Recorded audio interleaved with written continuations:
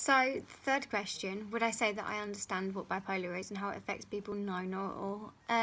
I think that depression and anxiety are talked about so much more in the media. They're discussed. There's a lot of awareness about them, and I think that bipolar, it's not really talked about as much. It's a bit more swept under the carpet because I think it's a bit more complicated. But I think it's something that we do need to talk about more.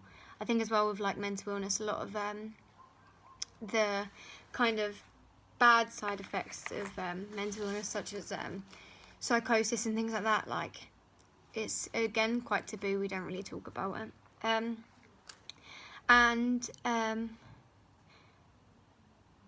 So number 4, what would you personally define the mental illness bipolar, and what would you associate with it? I wouldn't really know how to define it. I don't think that you can understand a mental illness until you have it.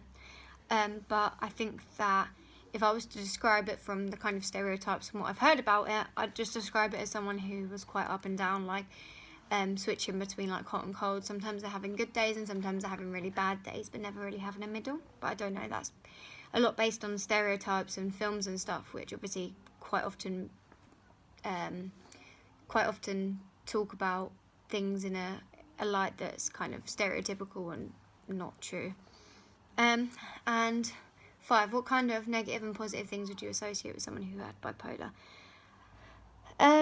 Negative, I would say, obviously maintaining relationships I think would be one of the hardest ones, because people don't really understand it and they might judge you, and I don't think people would be very understanding all the time.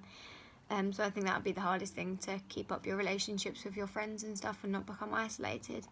And positive, I think that, I don't know, but with mania, I think that you had good days where you were full of excitement, and it's kind of better than having no good times. So I think that would be kind of the positive, is maybe being a bit more imaginative and being able to feel better within yourself.